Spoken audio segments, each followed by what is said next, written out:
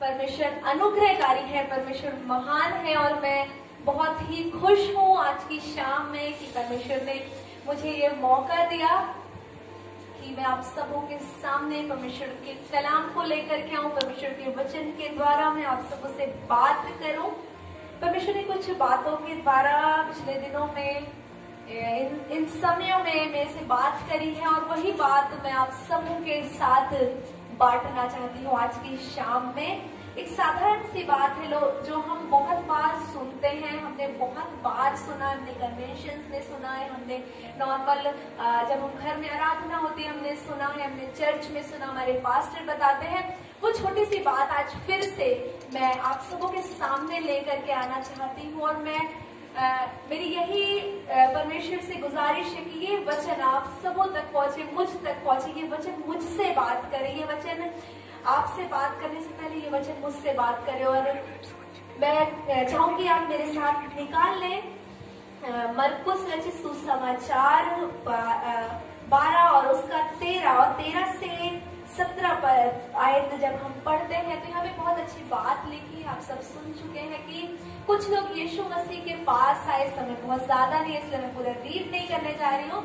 वचन में लिखा हुआ है कि शास्त्री, फरीसी और जो फंसाने वाले जो हेरोदियो लोग थे, फरीसी लोग थे, वो सारे लोगों ने भेदियों को यीशु मसीह के पास भेजा और उनके पास भेजने के बाद उन्होंने उनको बोला कि तुम जाओ और उसकी परीक्षा लो। यीशु मसीह को परीक्षा में डालने के लिए वो लोग आए, पेश बदल करके पहुंचे और उन्होंने यीशु मसीह से एक सवाल पूछा, एक ऐसा सवाल जिसका वो जानते थे कि यीशु मसीह हाँ में उत्तर देगा तो भी यीशु मसीह का ही यीशु मसीह को लोग गलत ठहरा सकते, उसका नहीं में उत्तर देगा तो भी यीशु मसीह को लोग गलत ठहरा सकते। एक ऐसा क्वेश्चन, एक ऐसा सवाल यीशु मसीह से पूछा। लिखा हुआ है 14 पद में, हे गुरु हम जानते हैं कि तू सच्चा है और किसी की परवाह नहीं करता, क्योंकि तू मनुष्यों का मुंह देखकर बात नहीं करता परंतु परमेश्वर का मार्ग सच्चाई से बताता है।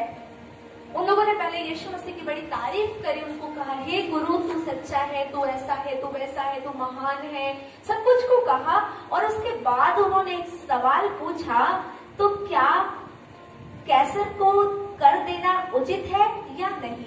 उन्होंने पूछा कि कैसर को जो हम कर देते हैं, जो हम टैक्स देते हैं, वो देना उचित है या नहीं? अगर यीशु मसीह कहता हाँ देना उचित है तो यहूदी लोगों के विरुद्ध वो बात हो जाती, और अगर कहता कि उचित नहीं है तो जो वहाँ के कैसर थे, कैसर के विरोध में बात होती, वहाँ के जो शासक थे उनके विरोध में बात होती। और वो इस सवाल में यीशु मसीह को जो भेदिए थे वो फंसाना चाहते थे। लेकिन यहाँ पे यीशु मसीह ने एक बड़ी कमाल की, एक बड़ी मजेदार बात कही जिससे मुझे बहुत आशीष मिलती है और मैं चाहती हूँ कि ये बात आप भी जाने जिससे आप सबों को आशीष मिले। यहाँ पे यीशु मसीह ने कहा, मुझे क्यों परखते हो, एक दिनार मेरे पास लाओ कि मैं देखूं। लिखा हुआ है आगे 16 पद में कि वो उसके पास ले करके गए और यीशु मसीह ने उनको दिखा करके कहा, वे ले आए और उसने उनसे कहा, यहाँ ये छाप और नाम किसका है? उसने उस कॉइन को, उस सिक्के को, वो जो एक दिनार था, उसको उन्हीं लोगों को दिखा करके कहा कि तुम बताओ। जब यीशु मसीह के पास कोई सवाल लेकर के आता था, यीशु मसीह बड़े मजे की बात करते थे, वो तुरंत एक उल्टा सवाल पूछते थे। यहाँ पे भी यीशु मसीह ने वही काम किया। यीशु मसीह ने सिक्के को देखा और सिक्के को उनको दिखा करके पूछा कि बताओ इसमें छाप किसका है और मोहर किसकी है? मेरे प्रियो, उन्होंने कहा कैसर का। तो यीशु मसीह ने एक बड़ी मजेदार बात कही। यीशु मसीह ने कहा, 17 पद में हम पढ़ते हैं, जो कैसर का है वो कैसर को दो और जो परमेश्वर का है वो परमेश्वर को दो। तब वे उस पर बहुत ही अचंभा करने लग गए, वो बहुत अचंभा करने लगे। यीशु मसीह ने क्या कहा? जो कैसर का है वो कैसर को दो, जो परमेश्वर का है वो परमेश्वर को दो। यीशु मसीह ने अपनी बात रखी और यीशु मसीह ने किसी को गलत नहीं ठहरा। और यीशु मसीह बताना चाह रहा था कि आखिर कैसर का, अगर ये कॉइन पे कैसर का नाम है, ये सिक्का कैसर का है, तो परमेश्वर का क्या है? मेरे साथ निकाल ले उत्पत्ति 1:26, उसमें बहुत अच्छी बात लिखी हुई है। यहाँ पे जब परमेश्वर पिता सारे दुनिया को बना चुका, सब कुछ को बना चुका, तो यीशु मसीह ने एक बात कही, परमेश्वर पिता, यीशु मसीह और पवित्र आत्मा, लिखा हुआ, फिर परमेश्वर ने कहा आओ हम त्रिएक परमेश्वर जो कि सारी सृष्टि का रचने वाला था, उसने कहा हम मनुष्य को अपने स्वरूप के अनुसार अपनी समानता में बनाएंगे। अगर वो सिक्का कैसर का था तो परमेश्वर का क्या था?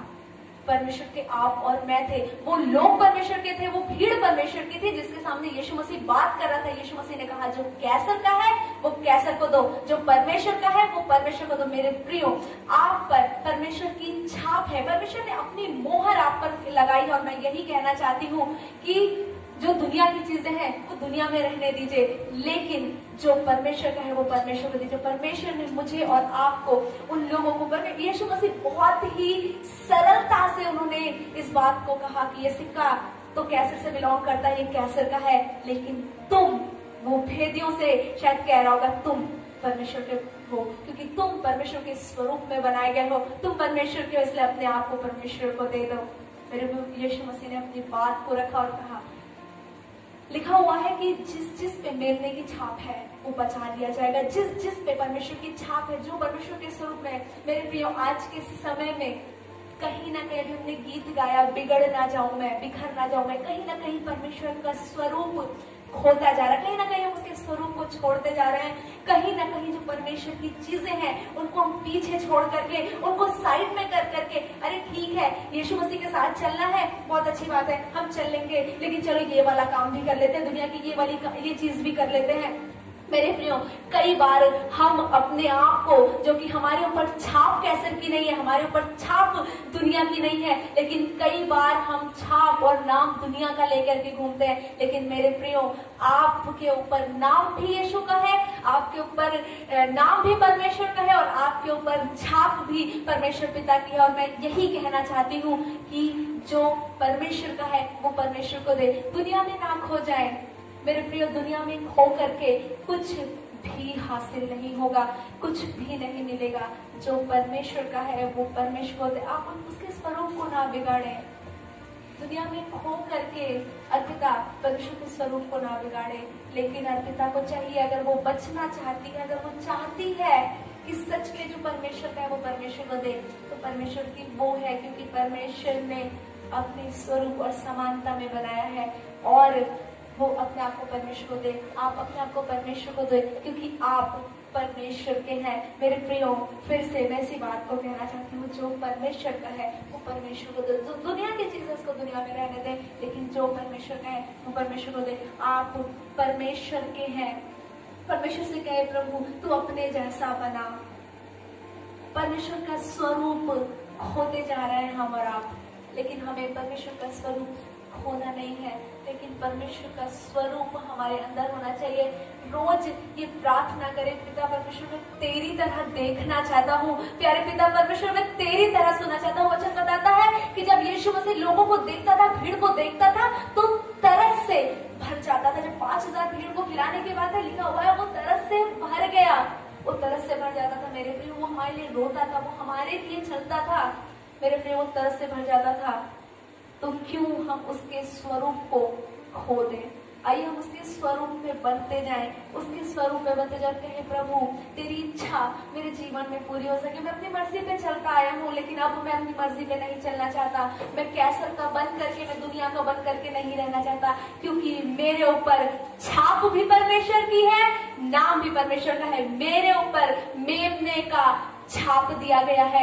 मेरे प्रियो, मेरे और आपके ऊपर मेमने का छाप दिया गया है। उसकी समानता को ना खोए, उसके स्वरूप को ना खोए, उसके स्वरूप में बनते चले जाइए। फिर से अपनी आंखों को बंद करेंगे और परमेश्वर से कहेंगे प्रभु तेरी इच्छा पूरी हो, तेरी इच्छा